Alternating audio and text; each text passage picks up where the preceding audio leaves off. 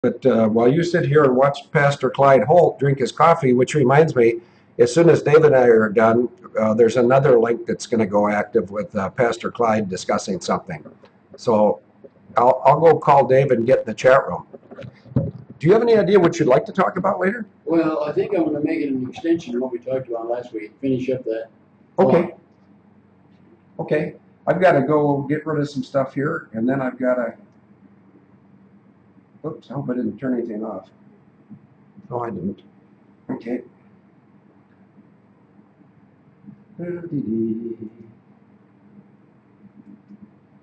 Let's see, I need to go to the chat room and say hi. Then I'll turn on my Skype. Oh, there's some people here already. I better say hi to them. Hi, Bucky. I don't know if you can hear me. I see you're in the chat room. A few other people in the chat room and more showing up. And David's going to be tardy, so I'm in the chat room now. Pastor Clyde Holt's here. And thank you, Jack Mack. You said we're live. And now I'm going to go. Well, I guess I'm not going to go anywhere. When David pops up in the chat room, then I'll Skype him. He had to shut his computer down and reboot it. I'm trying to think if there's any exciting news over the weekend. I don't think so, but we'll discuss some things. There's an ongoing discussion of how best to proceed after the end of this chapter 25, and there's comments being made, pro, con, neutral, but I think the pro comments are going to win this, and we're going to press on, but that'll be determined while we have the conduct of the show today. And David's not here yet, and so I'm going to go turn my Skype on. And so if we see him here in chat first, or if we see him in Skype first, whatever happens, then this is interesting. That was interesting. I wish I would have had my camera here, because what I just saw, and you can't see it because it's gone, is over here where all the people are, and there's David. The chat was over here, even though it's a Skype landscape. So I don't understand that, but then I don't understand a lot of stuff. So I wonder if, I think David's probably good. We'll try him. Let's find out.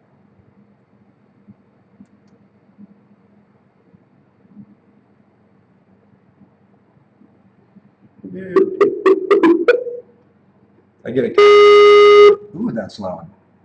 One ringy dingy. Hello, Your Eminence. Hello, Your Affluence. One easy question. Are you ready? Yep. Did you get your computer booted? Yeah, it's on, so you can, well, you have called me on Skype. Yeah, I'm up and running. Okay, that's great. I'm up and running too. And what would you like to talk about? And then when you turn it over to me, I'm going to talk about the side issue of some criticism, probably accurate. But, you know, every action has an equal and opposite reaction. So, and David, I've had more emails on this subject than I've forwarded to you. So I've got a pretty good idea of what has gone on and what the issue may have been. But let's forget about that and talk about whatever you'd like to talk about. And then if you don't want to talk about Inkster, I do later. Oh, yeah, totally. No, I'd like to just do a little brainstorming on this acronym, six, seven crime scenes, and the spot fixed body count. And just very quickly, and then over to you, Phil. SICK would stand for, and this is the kind of using the virtual floating matrix that the enemy thinks it's got a monopoly of. The S, the I, and the K stand very specifically for three entities, and the C is part of the floating matrix. It could be Clinton, it could be carbon, it could be Canada, it could be corruption. And basically what that means is the mens rea of Abel Danger is focused on 667, and they don't know which C we're going to focus on from one day to the next. But the S stands for the Skinners, which I think was founded in something, well, around the 14th century.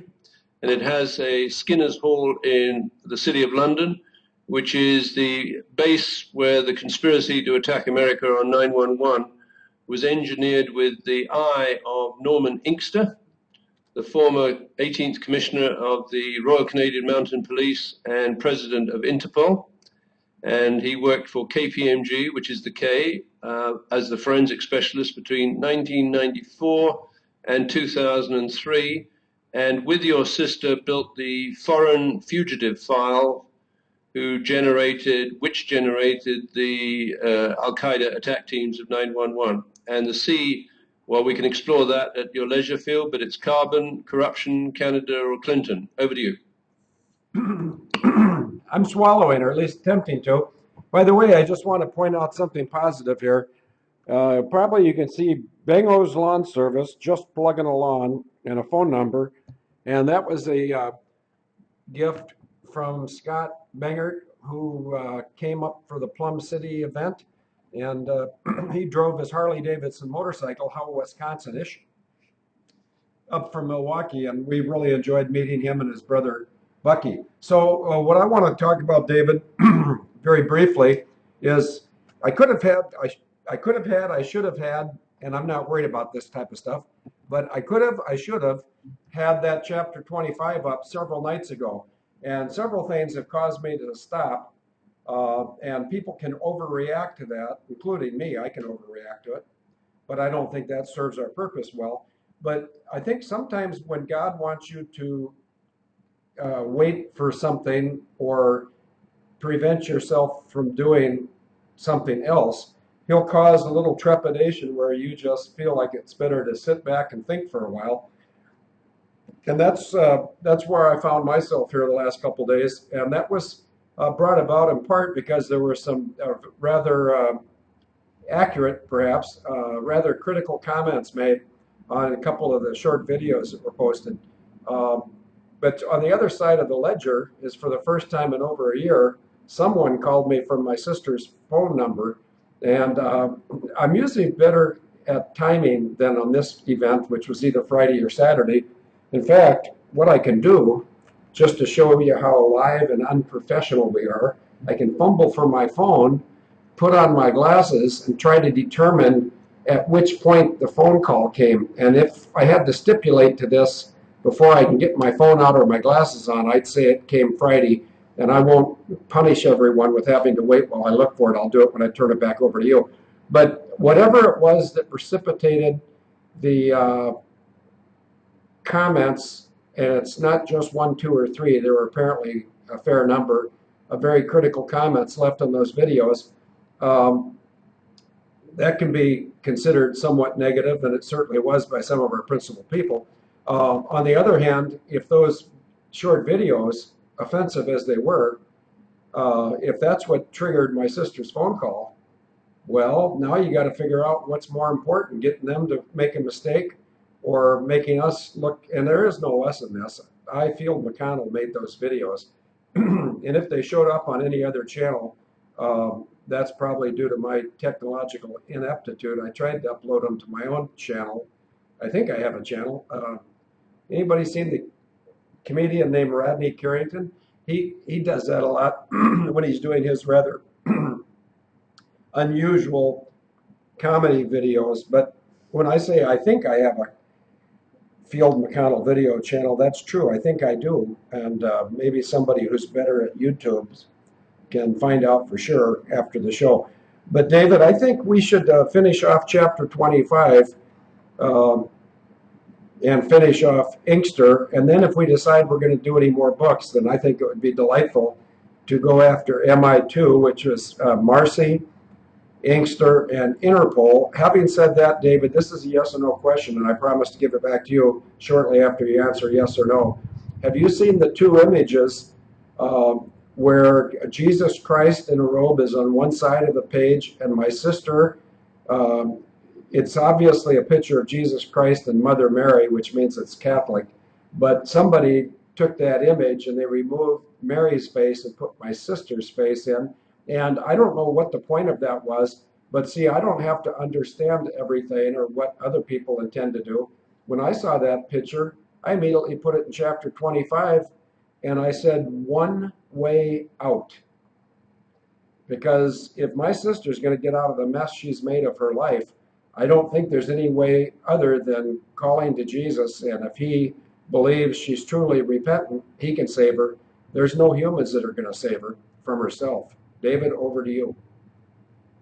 Well, it's fascinating I think there's a word serendipity. I believe I taught you that some time ago, didn't I, Phil? Yes, it was when the lesson where I was teaching you about leverage and arbitrage. Anyway, I was having coffee today and I overheard an English accent and a couple, quite an interesting, good-looking couple, I'd say in their 50s. And I'm the kind of guy, if there's any chance to strike up a conversation because people are so interesting, I struck up a conversation with these two. And one of the earliest questions the man, there was a husband and wife team, said, "Are you a member of a faith-based community?" And that sort of, I pricked up my ears and I said, well, interestingly, I work with a man, and I don't know whether you describe yourself as a member of a faith-based community, but I would place you in that category, Phil, for whatever that means. Anyway, we launched a long discussion about the pig farm, and this guy, he was totally fascinated. And they have a friend who was one of the forensic scientists who went to the pig farm and worked on the identification of the body bits. So you can imagine how intriguing a conversation we had. And then he started talking about how Lucifer can change shape and look to be on the good side, etc., etc. And he talked about a mission, a Christian mission to Cambodia to try and save children from the sex trade. And he's given me his card, and I'm sure we're going to have many, many intriguing conversations. Because then I talked about the use of children in pedophile traps and how they can take over people for the rest of their careers. And then I brought up the subject. Now, his wife, who's Welsh but was raised in Sussex, which is just around the corner on the coast from Kent, where I'm a man of Kent, he understood this. I said, my prayer is, and I don't mean to be patronizing here, I want the Christian community to wake up. Now, when I say wake up, Phil, I'm not being, like I said, at least I don't think I'm being patronizing. I'm saying it's okay to believe that Jesus will save us all in the long run. In the short run, to stand the phrase on its head, we're all going to be dead. And at least personally, I want to see justice done to the victims. So I know that you believe, and I respect that God has his timing. And in many ways, maybe there's no discussion or debate between you and me, because I think we're now very close. And that's partly that analogy of the chaff over the target. We're very close to the target to put a stake through its heart, right? And its heart is sick. That is Skinner's, dating back to the 14th century, Inkster, who I believe was born in 1939, and from 1987 to 2004, he was the commissioner of the Royal Canadian Mounted Police. And incidentally, I said to this couple that I believe the RCMP was running a global pedophile entrapment network. And he was also, from 92 to 94, which is the period of the first bombing of the World Trade Center, the president, I think that's the proper title, of Interpol. Now, Phil, you may not know, or perhaps you do, that Interpol, towards the end of the Second World War, maybe around the middle, was taken from its headquarters, I believe, in Lyon or Saint-Cloud to Berlin, and deployed by the Nazis to track friends and foes through the global rat lines, and to set up entrapment techniques and extortion techniques to secure the exit of the Nazis from the concentration camps, so that with Operation Paperclip, which ultimately was taken over by your sister in the 80s, they could move agents into target countries like the United States, United Kingdom, New Zealand, and Australia, and burrow away from within and ultimately corrupt and overthrow the states.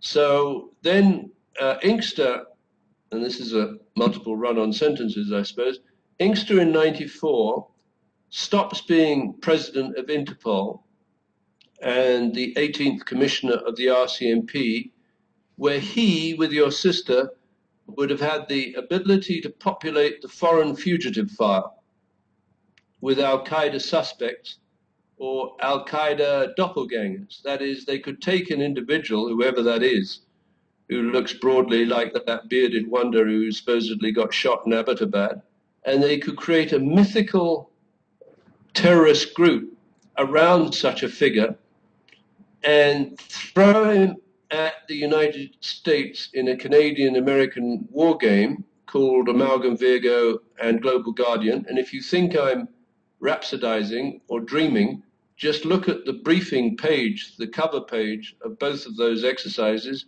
and you'll see this guy who allegedly out of the blue attacked America with miracle forces at his disposal.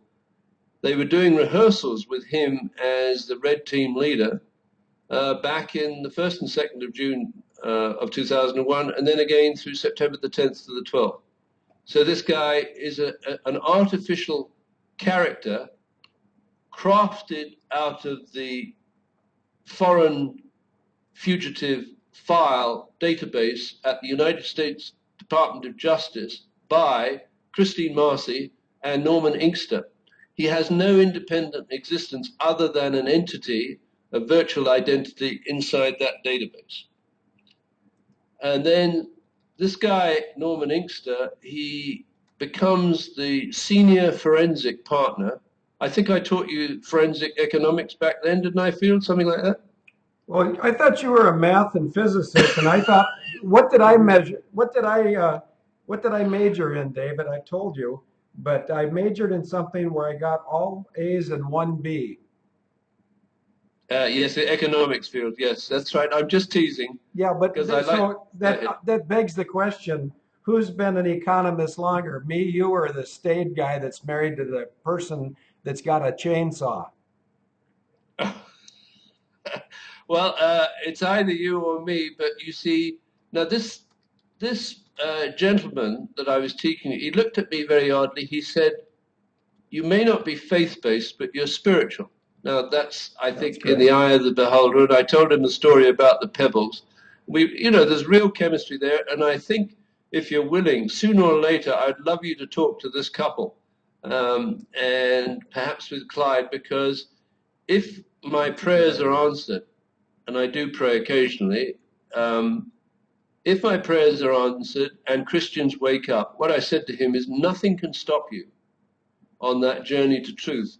If you stay asleep, you can stay asleep forever, and your notion of Lucifer or the devil is going to win. Anyway, that's kind of by the by. So I think this idea of the acronym SICK, describing crime scenes that are put at 6s and 7s, and have been so since the 14th century, where the United Kingdom has done wonderful things, but the idea of grooming multiple generations of pedophile entrapment specialists and posting them in the highest position in the land, and ultimately to extort concessions from otherwise decent people around the world, I don't think they'll have any defense to this field, because if any one of them emerges blinking into the sunlight or sticks their head above the proverbial parapet, we're going to cut it off. Over to you.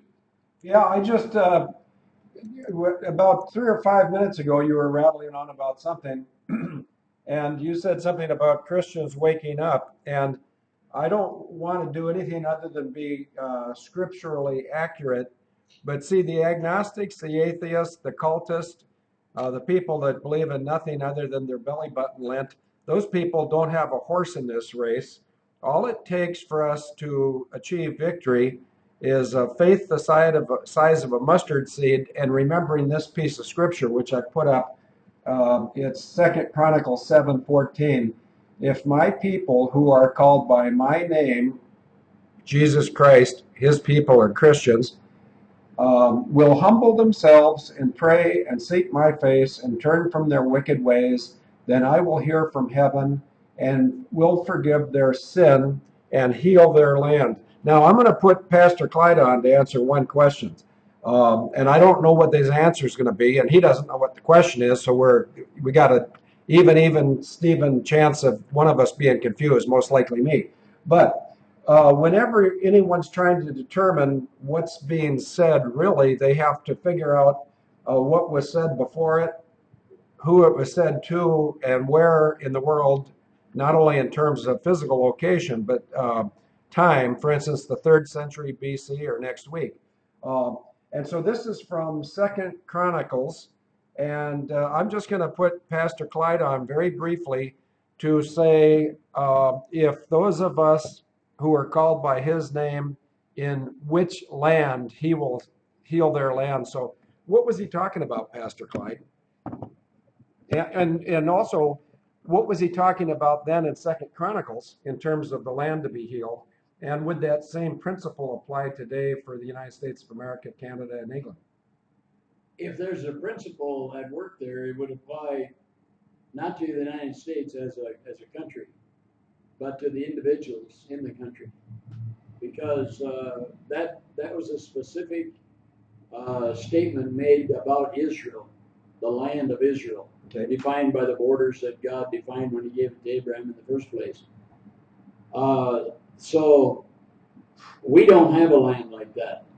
A lot of Christians believe that we have a land, and they think it's the United States, and that our land, the United States, is equal and comparable with Israel, but it's not.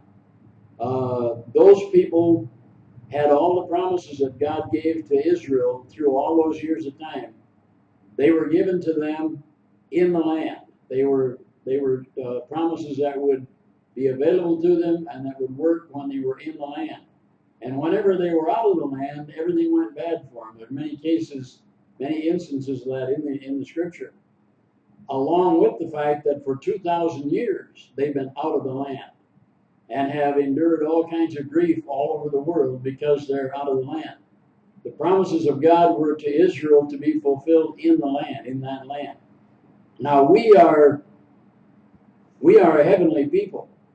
And the scripture says in Ephesians that God has blessed us with all spiritual blessings in the heavenlies in Christ.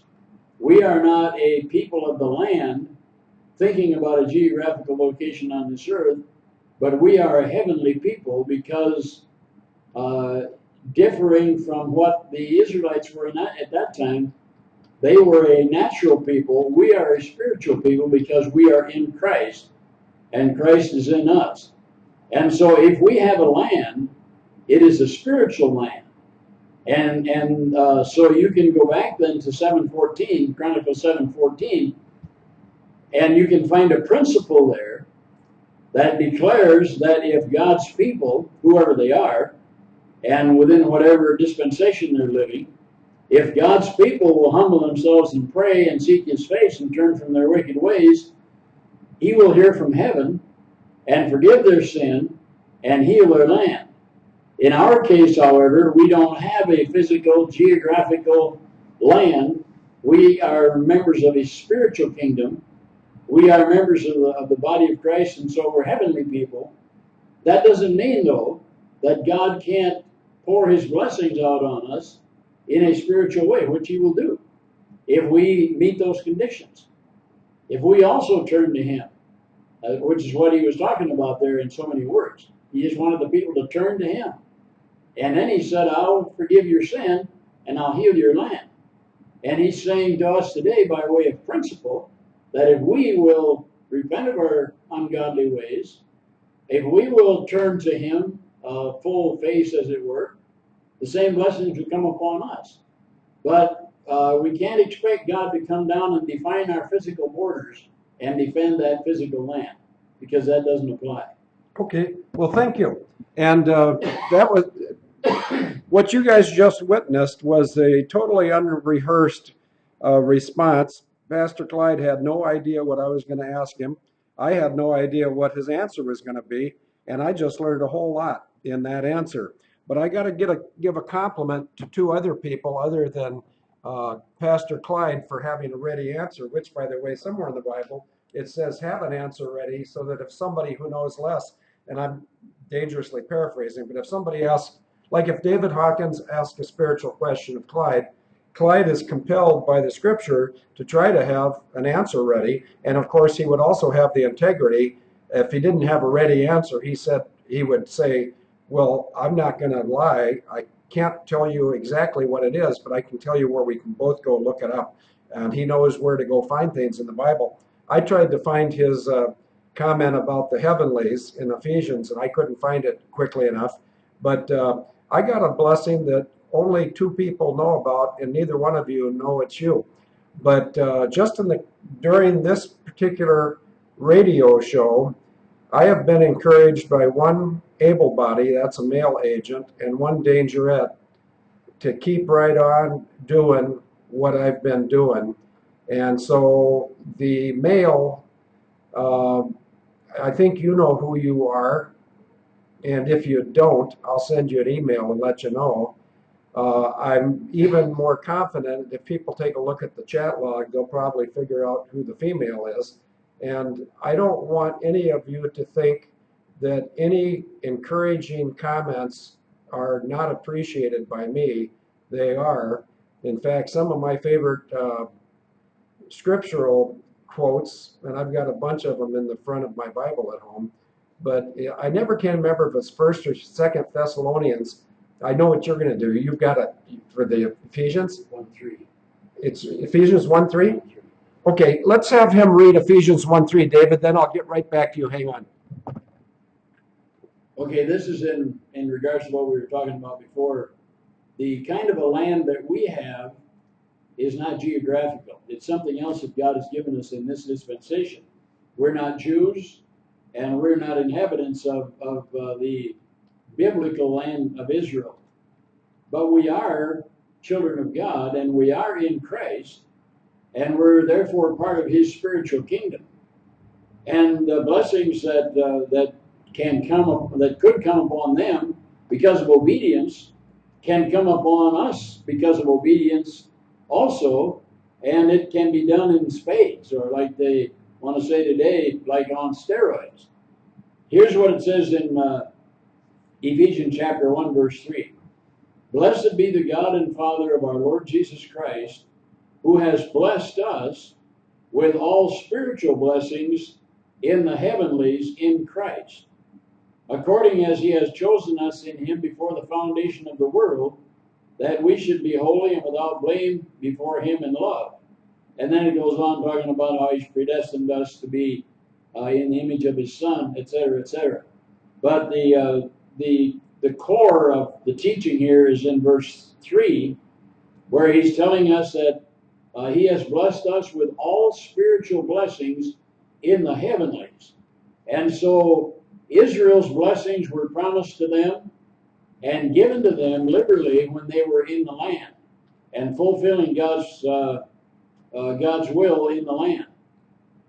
Our blessings are not so much geographical, although God has blessed Americans with a fantastic land. There's no question about that. And I don't want to create the idea that I don't believe that God has blessed this country, because He obviously has. He founded it along the lines of Christian principles in the first place. For a long, long time, this country was being led by the Judeo-Christian principles that were written into our Constitution.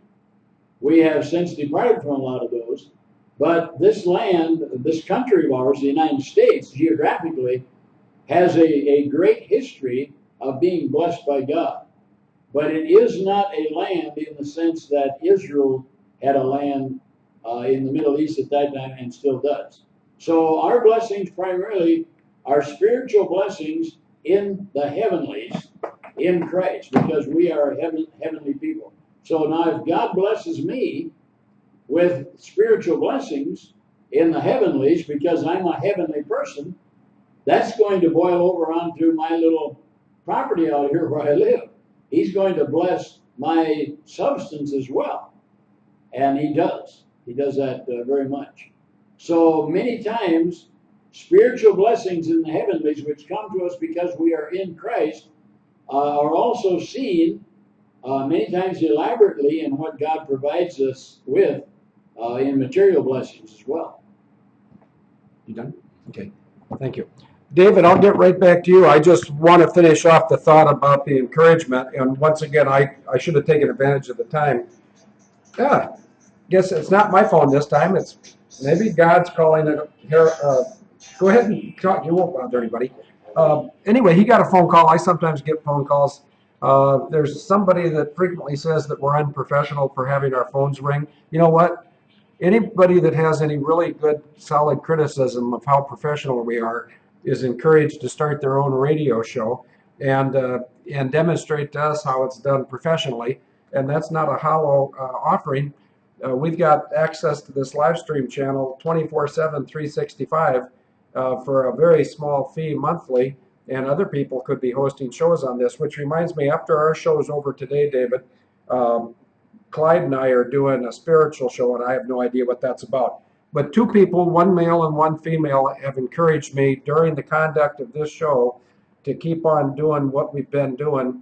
And I just sent those two people an email thanking them for the encouraging words, because it's very easy to find fault with others, but once again, the Bible has a segment for that too. It says, why do you worry about that little piece of whatever in your neighbor's eye when you got a giant plank in your own? I think he's talking about hypocrisy there. So I've been criticized and I've been encouraged, and the encouragers win. And I'm going to encourage myself to put up 1 Thessalonians 4:18 and 5:11, unless it's 2 Thessalonians 4:18 and 5:11. I can never get that one straight. But David, I'll turn it back over to you, and I'll go find out if it's 1 or 2 Thessalonians.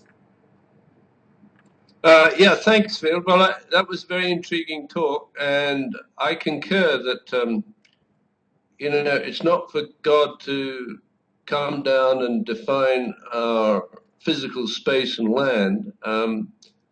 My guess is it's a two-way street. To receive his blessings, we have to energize our spiritual space. Now, whether that equates or translates into waking up Christians, I don't know. But just coming back to the idea of church and state being, or let me say, put it another way, church and commerce being welded together.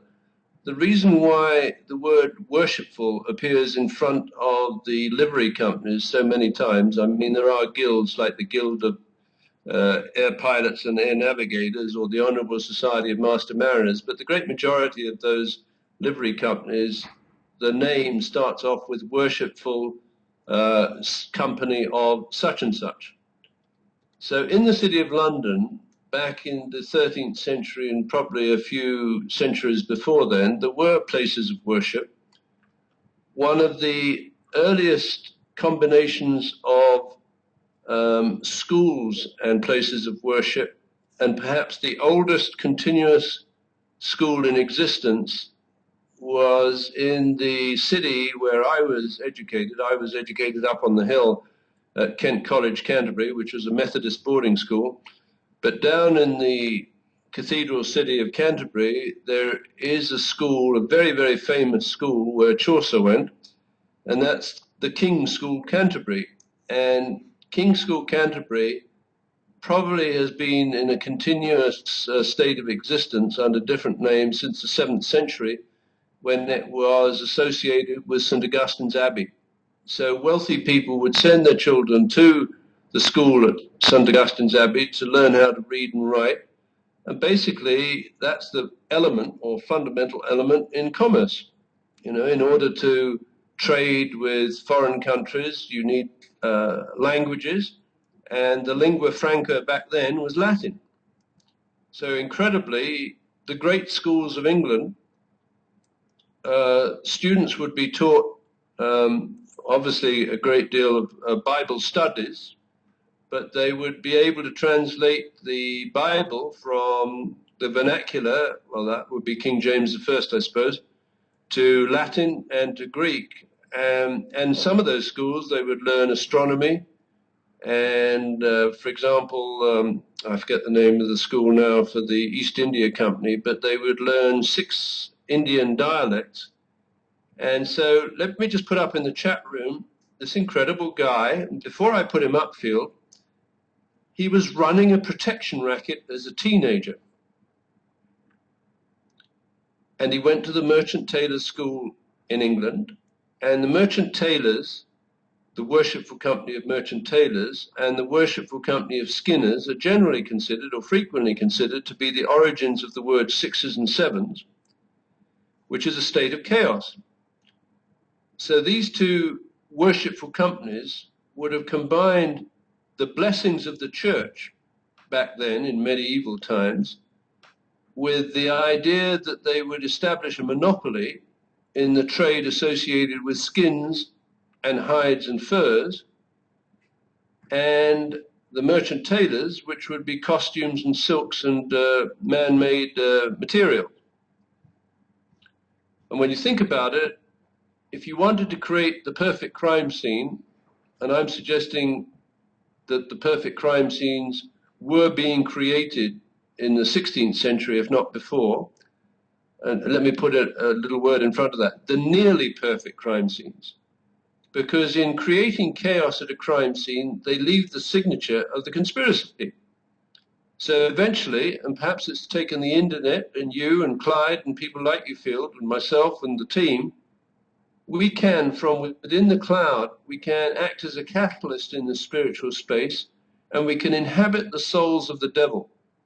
Not very comfortable, but as I said to this gentleman that I saw today over coffee, my understanding of Christians is that the more thoughtful recognize the devil can put on many clothes, and the devil can in fact appear like an angel amongst us, and you just never know. And particularly with that pedestrian technique of pedophile entrapment, someone who has been so entrapped will probably never ever reveal to their closest friends what they've done to a child. So effectively, masquerading amongst, and that's why I think ultimately the name Abel Danger is so powerful, even our sister could be the devil, not because she wants to be. Perhaps she made one fatal mistake when she was younger, some drugs or some drink, or getting into bed with different kind of sexual orientations. A child is inserted in the mix and her career is gone. And maybe her daughter never knows that. I'm thinking of your sister, Phil. We just don't know, which is why it's so dangerous to judge early, but it's perfectly legitimate, I think, to put out chaff and see if you can flush this woman out. I think she's a cold psychopathic killer and is a principle of the 9/11 attack, simply because since that conversation she had with you about how to drone an aircraft, that was contemporary with Norman Inkster becoming the 18th Commissioner of the Royal Canadian Mounted Police, with access to the foreign fugitive file at the Department of Justice in Washington, and therefore she, Christine Marcy, and he, Norman Inkster, had the ability to manipulate that file and add or subtract people, such that the Department of Immigration and Naturalization Service would admit killers, believing they were clean, and deport the innocent who might otherwise blow the whistle on this domestic conspiracy. So here is the little bit of background information on Robert Clive.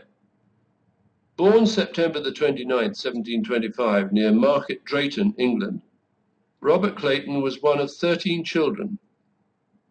Sent to live with his aunt in Manchester, he was spoiled by her and returned home at age 9, an ill-disciplined troublemaker. Developing a reputation for fighting, Clive compelled several area merchants to pay him protection money or risk having their business damaged by his gang. Let me say parenthetically, ask you a question, Field. What organization does that remind you of in current times? Over to you. Okay, what organization does what is it that's going to make me think of an organization current terms and times? He compelled several area merchants to pay him protection money or risk having their businesses damaged by his gang. There's a business model like that for an organization we've spoken about extensively over the past years. What is it? You got me, unless is it in the United States or England? It's England, it's at Oxford. Oh, the Bullingdons? Well, of course. Okay, That's what they do. They go into a restaurant, right? And Yep. they smash the place up. And what's always puzzled me is it is said when they go into the restaurant, they will often beat each other up. So they go into a restaurant, smash the restaurant up, and then beat it. And it suddenly dawned on me that when the Bullingdon Club goes into the restaurant, it's highly likely they've taken out insurance or persuaded the restaurant owner to buy insurance against vandalism. And the value of the damage done is set between two limits. So there's a spread betting. And what the two teams recruited through the Bullingdon Club have to do is one has to make sure that the damage is above the lower limit of the insurance spread. And the other team has to make sure that the damage to the restaurant is below the upper limit. And then they get a kickback. So these are aristocratic goons. That is, they're aristocratic in the sense they're associated with families like the Rothschilds, but they're thugs, basically like the Cray twins.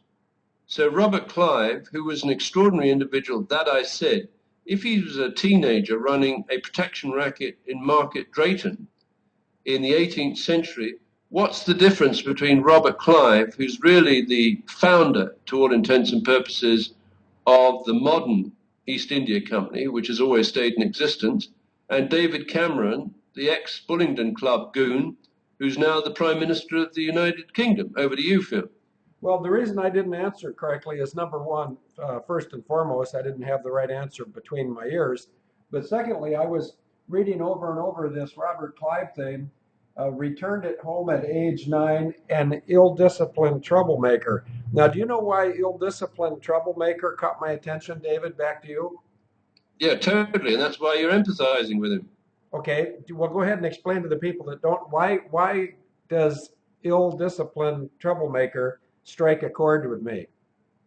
Well, because that's your style as a fighter pilot, and I believe one of your father's bombers, wasn't that his nickname?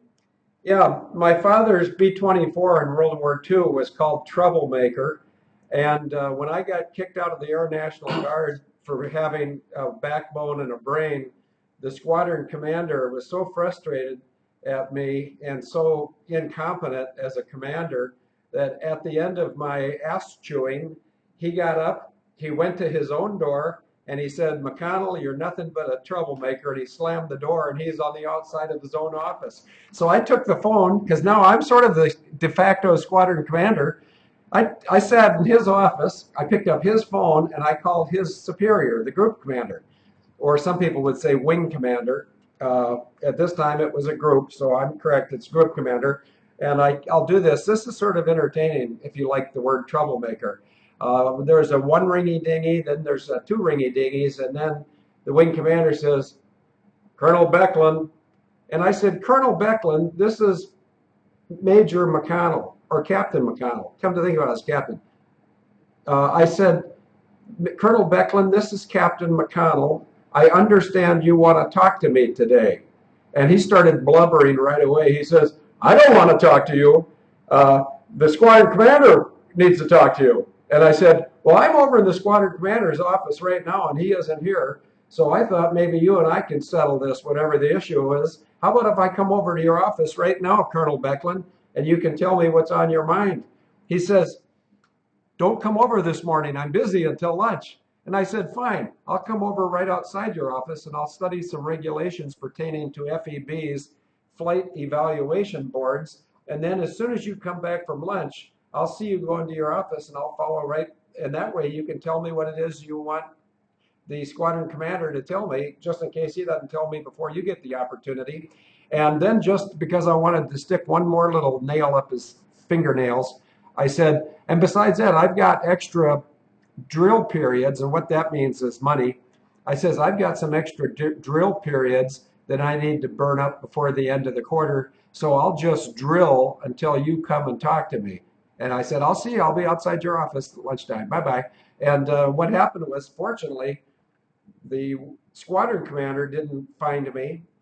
Now, keep in mind, the squadron commander had already kicked me out, but the group commander didn't know that. And so I made the group commander kick me out after lunch. So I got kicked out of the guard twice, once in the morning by the squadron commander, once in the afternoon by the wing commander, and those two dolts never figured out that they both kicked me out. And you know what the bottom line was?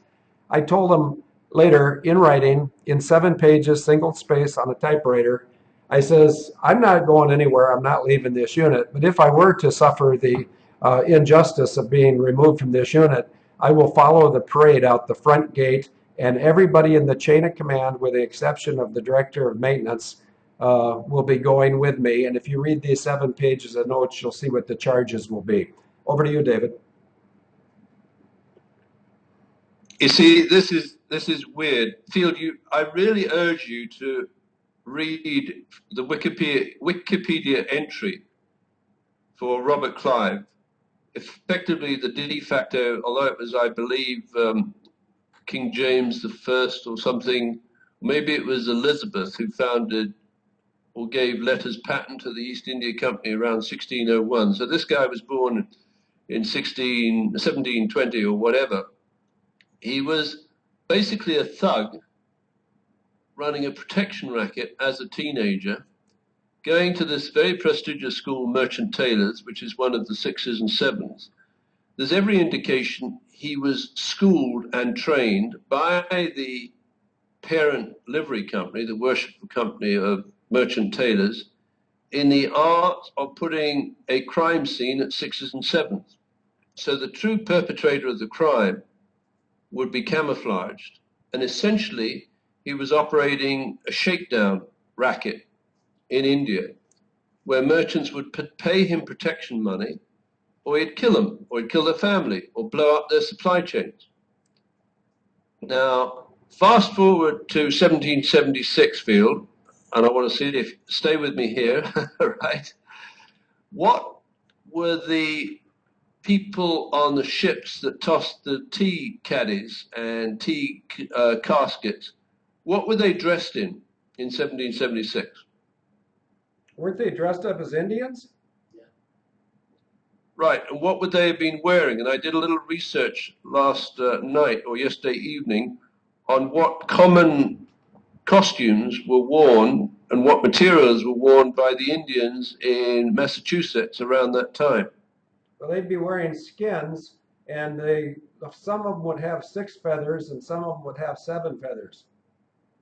Okay, so why wouldn't the worshipful company of Skinners and the worshipful company of Merchant Taylors dress 2 teams in costumes to create the impression that there was an overwhelming drive to declare independence and act as what are called in French agents provocateurs, to try and get the loyal colonists to be fighting the British forces in the Massachusetts at the time?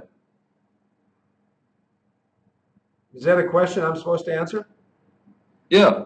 Oh, there's nothing to stop them. That's exactly what they did. And they always try to window dress a situation so that everybody can witness it, and then turn to our government to have the government be our protection from having to witness another such attack. I'm thinking of 9/11, where they stuck those drones into the side of those 3 drones went into the side of 3 different buildings, and everybody saw what they thought they saw.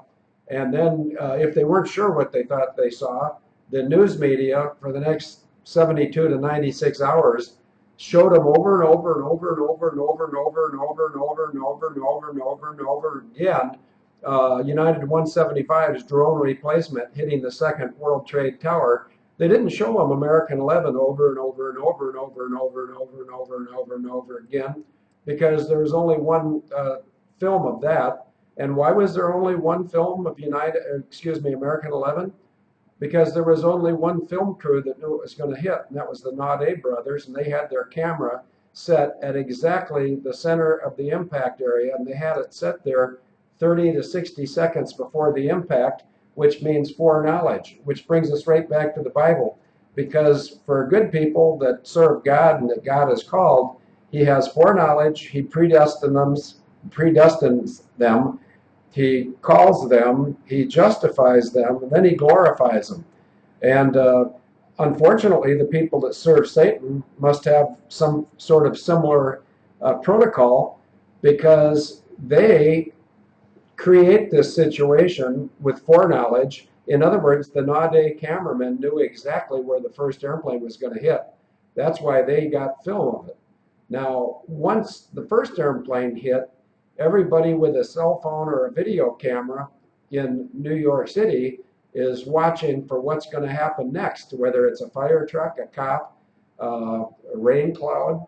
And what they saw next was a second airplane, and everybody and their brother caught that film. But I think the film that's important is the American 11 film. Why is it that nobody caught that film except for the Naudes? The answer is simple. It's because they're the only ones that were tipped off it was coming. And they were the only ones that had time to get set up. And I want to point out something else to you, David. The calling cards that these people leave at their crime scenes, it turns out these people are not as smart as they are brazen. I'm talking about the calling card, metaphorically, of all the children in Sandy Hook being 6 or 7. Do you get my drift, David? Absolutely, Phil. So the Node brothers had, one brother theoretically had his camera crosshairs pointing at the point of impact 1¼ seconds on the north face of the North Tower, and the other brother around the other side of the complex had his camera pointing at the point of impact 13 seconds before the impact on the south face of the South Tower. But which livery company do you think they would have been working with in order to disrupt the supply chain of firefighters about to go in that building, Phil? You've got me, and you know what? I think it's a sign of honesty that when someone doesn't have a clue as to what's going on, they say, you got me. I don't know, David. Over to you. Okay, here is the answer. The Worshipful Company of Firefighters is one of the 108 livery companies of the City of London.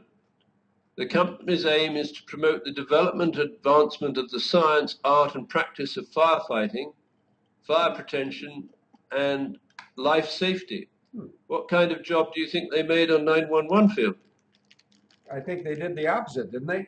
I think that Rudy Giuliani, by giving them the wrong radios, because he had gone from radio A to enhanced radio B, and then just prior to the attacks of 9/11, Rudy Giuliani, who made $1 billion. Let's see, who else made $1 billion? Oh yeah, Al Haig. Okay, does that mean everybody that's a billionaire is correct? No. Does it mean that these guys are lovely people and they're not crooks? No.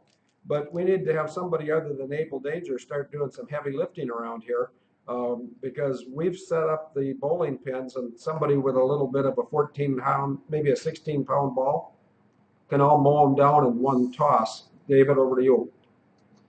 Right, Phil. So now, symbiotically, we have to look at the relationship between these 108 livery companies, and some of them are very modern, that stretch back to the 14th century when the king, whoever that was back then, issued letters patent on the same day for the Worshipful Company of Skinners and for merchant tailors.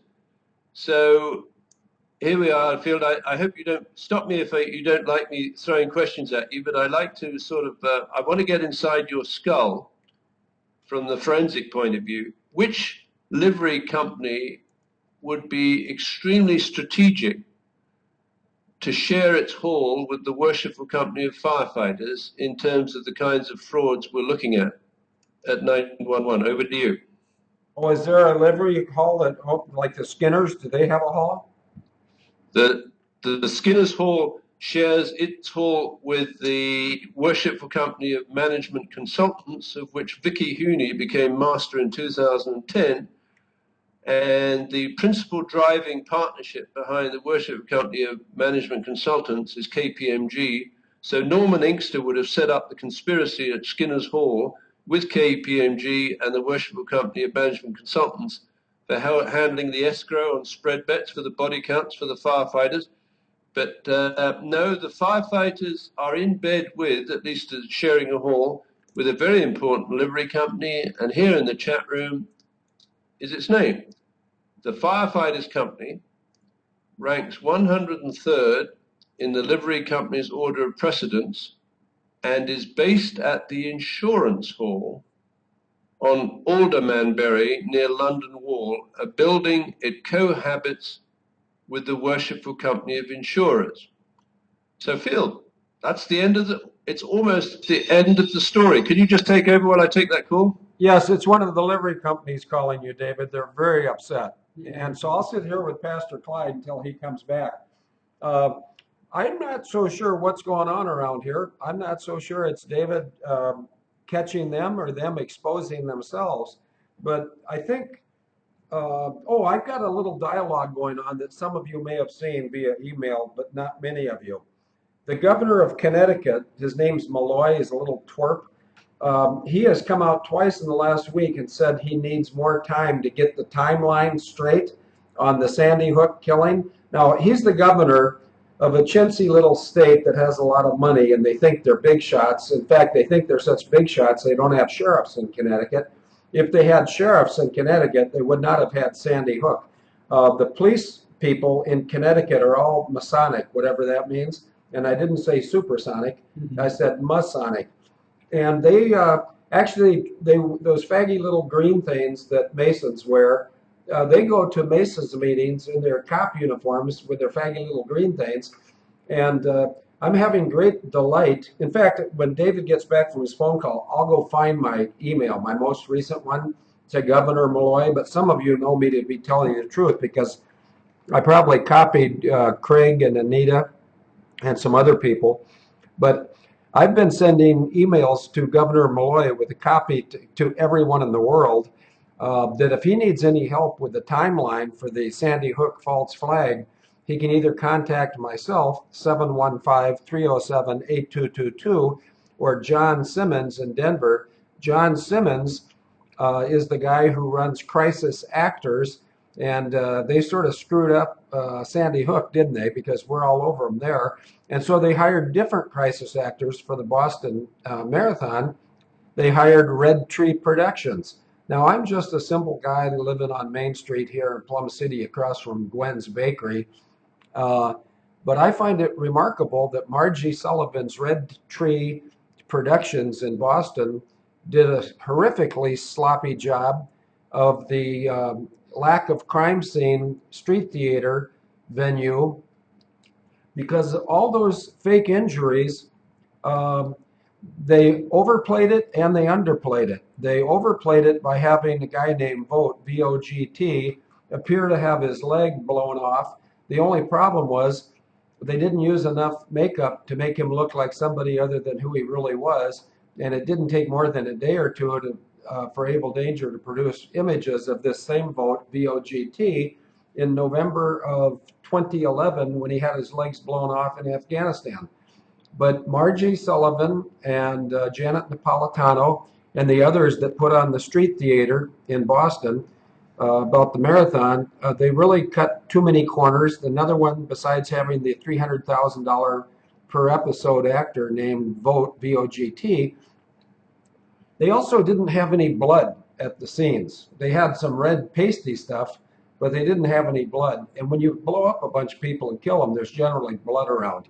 So what we're finding, David and I and the rest of our team, is often there is the missing evidence that should be there, and there's other false evidence that shouldn't be there. And the one they'll never explain is the empennage-shaped impression that was burned into the sand in Shanksville, Pennsylvania, when the empennage alone fluttered to the ground from the rest of United 93, which was burned up with Smacksonic. And those photos aren't going to be removed, and the photos don't lie. And David, are you back from the phone? Because I think these people are getting real close to these people being the bad people, where I think we've got them at 6s and 7s now. And I've got to credit Atomic Betty, unless she's Sherlock.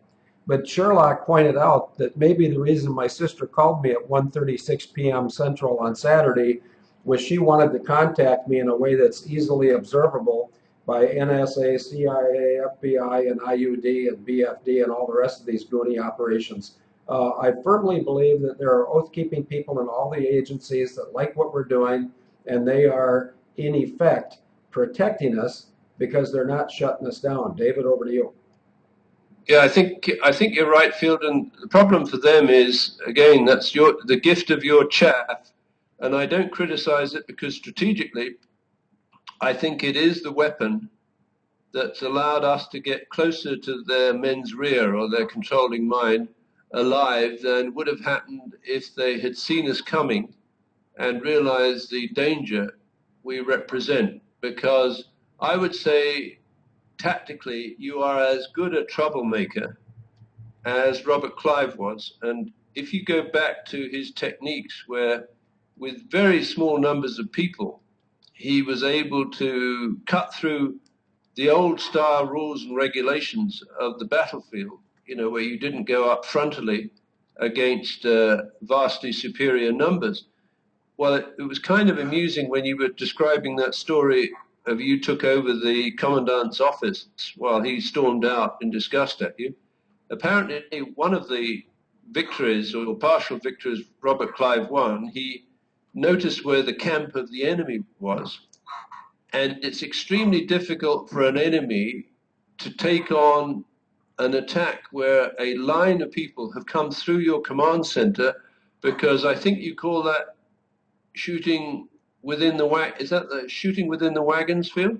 Shooting inside the circled wagons or shooting inside the barrel. But what you want to do is in the wagon trains, when the Indians would come, the wagons would form a circle and all the guys with their long guns and pistols would be hiding behind, they'd be using the wagons for shields. The women and children would be lying as low as they could in the belly of the wagons, and the Indians would have to run around taking pot shots, and they would hit the wagon more often than they would hit the targets. But we just experienced here within Able Danger some shooting inside the wagons, because there were some pretty accurate, and I'm not criticizing anyone, and I'm not thinking of any one person. There were numerous criticisms, but I think for those people who don't understand what I do, you know what? Join the club. I don't understand what I do. Let me make this real clear. Nobody in their right mind would be doing what I'm doing if they were doing it for their own entertainment. And I cannot respond to 55 or 70 different directors or producers. I respond to God, and every day I pray to Him, if this is me doing this, retire me. And if this is me doing it too slow, too fast, too far left, too far right, too offensively, or too colorfully, you know my number and you know I answer. David, I can't make everybody happy, and I'm not going to waste my time trying to do it. But what I will do, after being encouraged by Sherlock and Bucky Badger, I will finish chapter 25 off, and rather than being less offensive, I'm going to let them have it. They're going to get a broadside barrage from the USS Iowa. David, over to you. Yeah, you see, Phil, the intriguing thing is, and I think back on our early work, with Hunter's Wingman and Brother Cain and Sister Abel, or Brother Cain, Sister Abel, and stylistically, and I've watched you on being interviewed, and you're capable, and very few people can cover that range of going from almost. Are you familiar with a program in the UK called Monty Python or the Goon Show? It's really totally way out, zany, crazy stuff, and then suddenly you switch to a hard-nosed technician, for example, when you're describing the maneuvers by which the decoy got through the defenses and took out the US Navy Command Center. So all that really is in question is which tactic serves best purpose at a particular moment of time. And Clive of India was a master at that, evidently, because he could be very serious and very frivolous, if you will, with his shakedown deck. And I think you are capable of that. So the question for book 12 is, which tactic is best? If we are now attracting chaff and we're right over the target, it may be that you dial back on the zaniness and make sure that now they do see us and that we're inside the tent. Because going back to that shooting within the wagons field, obviously the way to defeat that kind of defensive technique is to get in within the wagons dressed as one of the good guys. So why wouldn't that's going back to the domination of the fur trade by the Hudson's Bay Company in Canada and the Astors. And remember, Viscountess Astor is the mother of Sam Cam, who was wham-bamming her way into New York on 911. So the Astors had a real insider seat on what the no days were recording. But the Astor fortune goes back to the fur trade and the skin trade and the hide trade of the, if I'm correct, end of the 18th and the 19th century, where I believe Jacob Astor built the greatest fortune of its time in the United States. Is that correct? Over to you. That's neither correct or incorrect according to me, because I was busy writing myself a note to ask you a question. On the morning of 9/11, I believe his name is Prince Andrew, the one that was married to the big redhead. He was en route from the United Kingdom to a specific city in the United States of America. And because of the attack of 9/11, his aircraft was turned around and sent off either back to UK or someplace like that. I can't even remember what the name of those islands are, but they're starts with a B. Bahamas. That's British. But David, who was the prince that was coming across the Atlantic on the morning of 9/11, and he turned around and went elsewhere? Because I think I know what city he was heading to. Do you know what city he was heading to? No, but we're talking Prince Andrew, right? Yeah, do you remember what city he was heading to?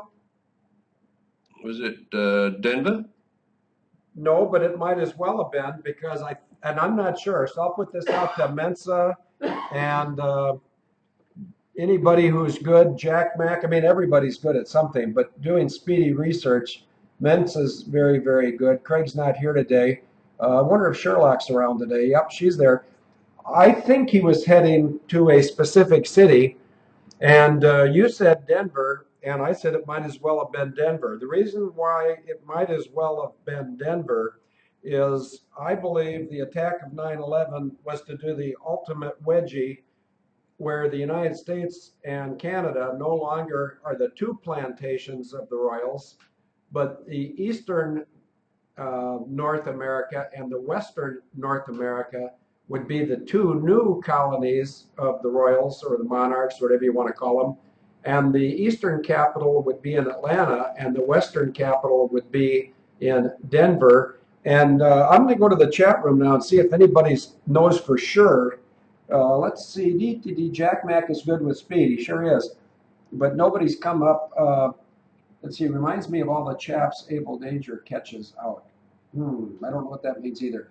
But anyway, David, while I go looking to see where Andrew was, I think he was heading to Atlanta. And I hope that's the case. He was in New York City. Okay, wait a minute. Then we got the wrong prince. One of the other princes was heading across, and he went back. Either that or I'm all wet, which is a distinct possibility. But if we could find that any of those royals were heading for Atlanta, it would sure play well into chapter 25. Yes, Mensa says Atlanta is the new headquarters of the Eastern New World Order. Well, I don't think we have to. We may have it forced on us, but that doesn't mean we have to make it easy for them. So I'm not grabbing my ankles. But in chapter 25, of which there's about 40 pages written, it's all about Atlanta, and it's going to include these words, David. I'm going to say them real slowly. Atlanta burns. What do you think about that? Does that sound threatening? Yeah, it does sound threatening, and you realize the modern position of that prince in terms of the livery companies? No, I don't. Enlighten us all. He is the Grand Master of the Guild of Air Pilots and Air Navigators, like his father was from 1953 to 2003. Therefore, the Guild of Air Pilots and Air Navigators would have been part of the racketeering, influence, and corrupt organization set up at Skinner's Hall by KPMG to place its bets on body counts in different supply chains. So they would have been able to place bets on the number of pilots to be killed and the number of air navigators to be killed during the 9/11 attack. In the meantime, this is an extraordinary video. Have you ever seen or watched the video, Always Look on the Bright Side, Phil? No, I never have. Are you going to give me a reading assignment? It's there up in the chat room. Yeah, but I'm not in the chat room. You always assume things. I see a bunch of guys hanging on a cross. Is that what you're making me look at? Yeah, and if you play that video, hopefully I think Jesus would laugh along with it, because I'm sure Jesus had a wonderful sense of humor. But this is the brilliance of certain aspects of British, i.e. lampooning stupidity and arrogance. And I believe with this 6 to 7 corruption of the crime scene, these people have left themselves wide open to ridicule, because to assemble institutions that date back to the 13th century for the specific purpose of manipulating crime scenes so the guilty are sheltered and the innocent accused, it leaves a very specific signature. So what we're finding is that we're not finding evidence at crime scenes that point to the really guilty party. So it's not so much that there is a paucity or a scarcity of clues. There are too many clues being placed at the crime scene pointing in different directions. And that's the signature of the Worshipful Company of Skinners and the Worshipful Company of Merchant Tailors. And it's quite extraordinary that the Worshipful Company of Firefighters, now, my recollection in the UK is that firefighters are called firemen. Hey, David. Go David, ahead. we got something earth-shattering here. Look in the chat room. Underneath your guys on the cross, Prince Andrew has spoken about the worry and fear he felt for his ex-wife, that great big redhead that's orange, and she's about 400 pounds. The day of September 11 attacks on America. The prince himself was on a flight to Atlanta at the time, which was turned back. Andrew knew at the time Fergie was due at her Chances for Children charity on the 101st floor of World Trade Center that morning. Luckily for her, Fergie was trapped in a traffic jam 3 hours after the attack. I don't think she was trapped in a traffic jam. I think she wanted to be nowhere near that building, because she knew, just like he knew, that the buildings were coming down. And David, I got to give credit to Anita and to Ginger Cookie for putting that up that quickly, because I don't have your ability to recall stuff, but I was almost certain. And would I bet my life? Nope, but I would have bet my left knee, because it's been sore 6 months anyway. I would have bet my left knee that one of the Royals was heading to Atlanta, and it turns out he was, which brings up the question, okay, fat boy, what were you going to Atlanta for? And I think I know the answer. The Royals and their servants in the United States of America, including my sister, both Clintons. You can toss in a handful of Rockefellers like Jay Rockefeller in West Virginia. All these goons were going to create the Eastern and Western North America on the morning of 9/11, and they had everything they needed to do it except one thing, and that was God's ignoring what was going on. But I believe God, and you can say he did it through the Abel Danger office in Paramus, Mahwah, New Jersey. For 6 years, we've been saying Agent Vanny was there, and whether Agent Vanny is married to a caterer or a mechanic or an air traffic controller, we've been saying consistently in fiction that the Able Danger Office in Paramus, Mahwah, New Jersey, imputed a 41-minute delay. Well, that 41-minute delay is why every single American and Canadian has the degree of freeness we have today. Freedom is the better word. Are we truly a free people? No. Does God want us to be free? I think so. I'll find out. But David, maybe a couple more minutes, then I've got stuff I need to do today, but I just told the two girls, and I don't think they're offended when I say girls. When we grew up, boys were boys and girls were girls, and who wanted to turn into anything else? So I really admire, thank, and am encouraged by the rapid response from Ginger Cookie and Atomic Betty or Sherlock in getting me the proof that he was indeed heading for Atlanta. And I think chapter 25, which was hanging in the balance when this show started, I think chapter 25 will certainly be done within the next 24 hours, if not tonight. I think the impact of chapter 25 just went up immeasurably, because the words Atlanta burns were already in chapter 25. And I sent an email to about 4 or 8 of you guys earlier telling you some other words that I didn't put in chapter 25. And the reason I do things the way I do, it's a mystery to me, so don't try to ever get me to explain what I do. I don't know what I'm doing, neither does David. I mean, you don't know what I'm doing, you know what you're doing, David. But I'm unpredictable, and I don't even try to predict myself. This morning, at 10 o'clock this morning, I would have said the chance of getting chapter 25 published on the internet, barring an explosive development, in which case it would be up in 15 minutes. But I was thinking this morning that maybe it'd be a good time to take a week off, but I'm so encouraged by what's happened as it pertains to Bucky, Sherlock, and Ginger Cookie that I think chapter 25 needs to go up as soon as I can do it without popping a cork. And I think its impact will be immeasurably well above tenfold what it would be if this one truism wasn't true. If that royal was not headed to Atlanta and turned back, chapter 25 would not have the impact it will have. But I love the way these cowards turn and run. And when I was, and it's not all about me, but it is about what God did to me to prepare me for this time.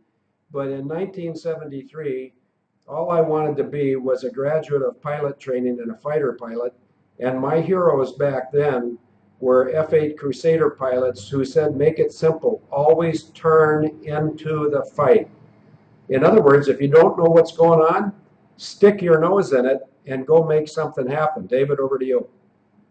Yeah, and you see, Phil, what you're describing there, I suggest, is that someone or some people have swapped uniforms and they're inside the wagons, and the bad guys inside the wagons don't know now who's good and who's bad. So Andrew doesn't know. Now, who else, question, was terribly worried about their little wifeys on 9/11 for similar reasons to Andrew?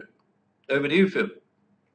I'm not sure who you're talking about because I don't sit and listen to you. I sit and look at what's going on. But somebody who should have been worried about his wife would be David Cameron, because she was doing something with that phony baloney stationery, and they're a bunch of high-end snobs. I can't Smithsons.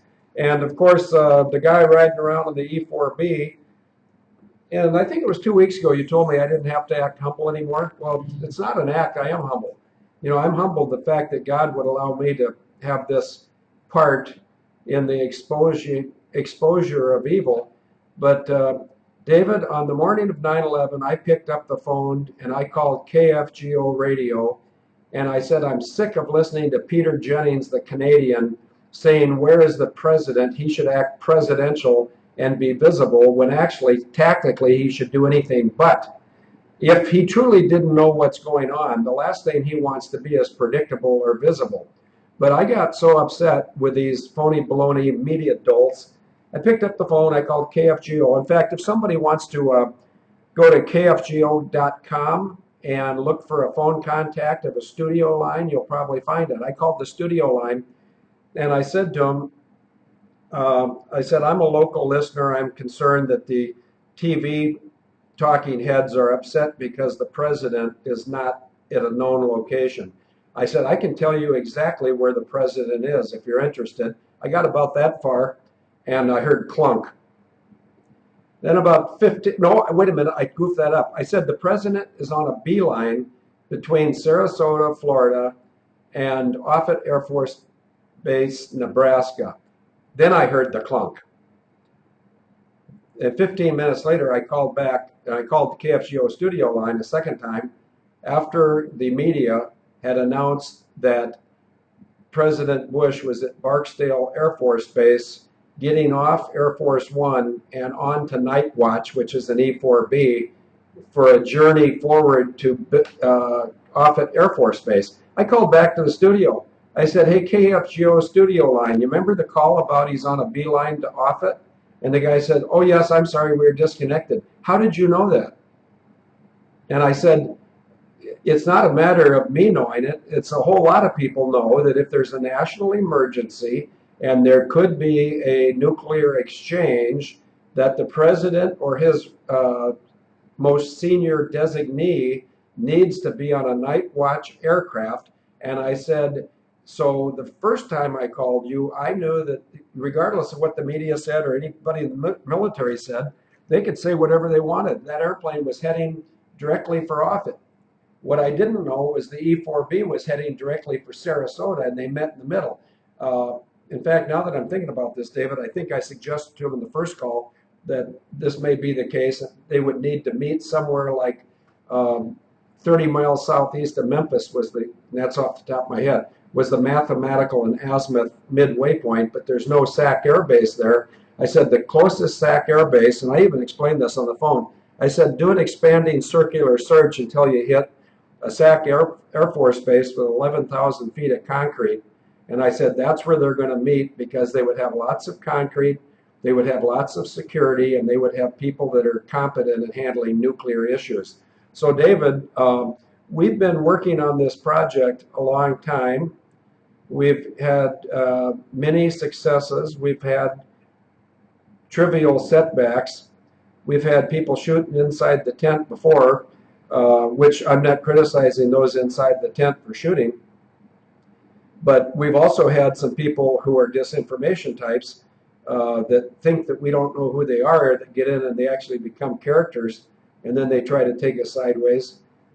Someday when this is all over, and it will be over someday, everybody will know who's who, and the way you know a tree is by its fruit. So David, I'd like to wrap this up in the next 10 minutes if we could, but I do feel that we're in a position where Chapter 25 could be very significant, especially if we can agree to put immense pressure on Inkster and my sister.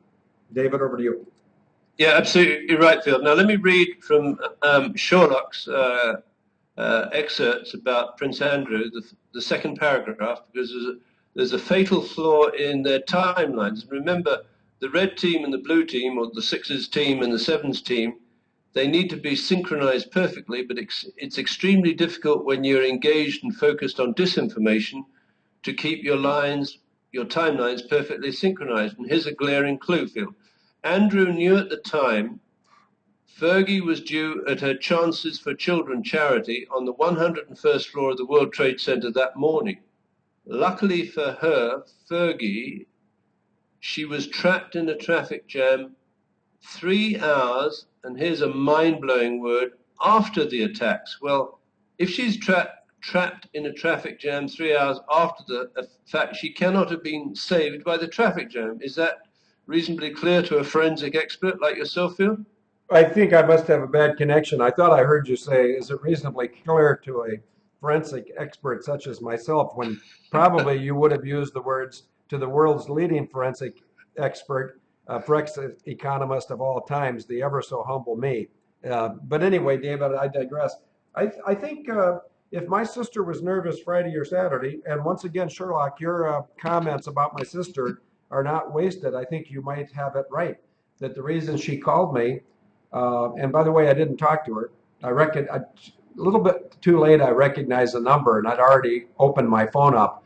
But once I recognized the number, I did not talk, but I listened, and I heard a female voice saying, "Is that you? Is that you? Is that you?" And I don't know if it was my sister or one of her daughters, and I don't really care. But if either my sister or one of her daughters saw any of those 3 videotapes that I put up, those cartoons last week that offended everyone, well, maybe that offense, let me get into offense right here. It offends me terribly that we have to look at all these gender-specific advertisements on TV. Why should a little girl that's 5 years old see some of the garbage she sees on TV? Why should an 11-year-old boy see what he sees on TV? You guys offend me. You who? You media guys and the people that control the media. Murdoch, I hope you and your empire go down quickly. Jimmy Savile is not a good role model in the United States or Canada. Maybe he plays well in England, where he goes up to his office. In fact, he goes to the room above his office. Let me show you, like right up there. And he goes up there to that unknown room, and he has 650 names of little girls, and he had comments that offend me, like she didn't enjoy it too much, or she was sort of flat-chested for 12. You know what? you guys over there in England that are running the City of London and running BBC and running 9/11, you've just run out of time. David, over to you. Yeah, Phil. Okay, so according to that news excerpt, Sherlock, Fergie was saved by being stuck in a traffic jam 3 hours after the attack. But here's another news report. Sarah, Duchess of York, is among those thanking their lucky stars they weren't in the World Trade Center as planned on Tuesday. The former Sarah Ferguson, ex-wife of Britain's Prince Andrew, had an 8:45 meeting scheduled that day for her Chances for Children charity, which was based at the World Trade Center but was running late, reports columnist Cindy Adams. Her staffers were gathered downstairs in the lobby to greet the Duchess and escort her upstairs. Just seconds after the first plane, it's just slid out of my sight field, after the first plane hit, Sarah's car arrived at the door. After whisking her employees into her limo, she sped off to safety, Adams reported. Well, that was brave of her, wasn't it? Now, did she know that there was a little red doll on the 101st floor? Right behind, or right near, not Dr. Thomas Barnett, Carlton Bartels' office, who had the patents on the carbon trading scam. Phil, I think their whole scam is falling apart. I think you finish your chapter, and then let's go on to the next book. Over to you. Okay, I will, and I'll work on it tonight. I wouldn't be surprised. I can finish it tonight. And let me just explain that. I've got about 36 to 40 pages assembled. That's long enough, but I haven't gotten to anything exciting yet. So I always like for something to happen. So I'm going to take a break here, and my daughter Katie and I are going to go shopping. And when I get back in tonight, it's Monday night. I'll just give myself a deadline. I'll have the chapter done by 10 o'clock tonight, come hell or high water, unless God calls me home. Because even though some people don't get it yet, this was never anything I wanted to do. This whole project was the direct answer to a specific prayer at 3:35 p.m. on Monday, the 4th of December of 2006, where I said, "Dear Heavenly Father, I think you've got something more important for me to be doing than taking 403 spoiled Americans to Honolulu so they can lay on the beach." And you know what? 2 hours and 25 minutes later, I started getting all this unsolicited information that's none of my business. But then, whose business is it to protect innocents from evil? John Benet Ramsey, evil killed innocents. Maddie McCann, evil took innocence. Gareth Williams, stupidity killed brilliance. God is patient, I believe. I mean, he's been patient with me. I was an idiot until I was 44, and some would argue that I've continued for the next 19 years. You know what? And you can all form your own judgments. They all roll off my back. But I'm concerned of how he'll judge me. But Pastor Clyde told me not to be concerned about that I've already been judged. So with that, David, why don't you say goodbye, and why don't I say goodbye? And Wednesday we'll have a nice chapter to look over. Okay, great stuff, Phil. Been a very good day, and onwards and upwards. Okay, well, if you disconnect yourself, maybe somebody will put up the red button for me to disconnect. And until I see the red button, maybe Pastor Clyde will have an encouraging word. I mean, say anything you want. It doesn't have to be churchy. It can be personal. It could be Wisconsin. It could be truck driving. But I'm waiting for the big red button over here. Well, I didn't have anything particular in mind, but it's... Go ahead. We're still on. Yeah, and I just got David off. Okay. And we'll go over to our show and start a second show here in a minute. David's gone. Yep. Okay, well, that means we're still here. Yeah, but we're not going to start our show yet because we're going to differentiate. So we'll shut this. But if you have anything on your mind, go ahead and say it while I wait for the red button. Nothing particular. That caught me kind of by surprise. Okay, well, what do you want to talk about in our show? Did you have something? I would like to extend what we talked about the last time, which was last Friday. I want to make some points that we didn't make then, and then extend it to the end of the chapter. Because there's a complete thought there that needs to be followed through. I just got the red button, so I'm going to have to push it now. At least I see it says push it hard. Yep, there's the red button. Oh, everyone likes to see this. And before I push the red button, we're going to come up with the next event here in 2 minutes. So if you don't have that event, somebody in the chat room will give it to you. Hang on, I got to go push the button. That's my duty. That's all I do around here is pastel colors, old music, and push buttons. Let's see. I know I saw that red button somewhere. Where's the button? Who's got the button? 3, 2, 1. They said push it.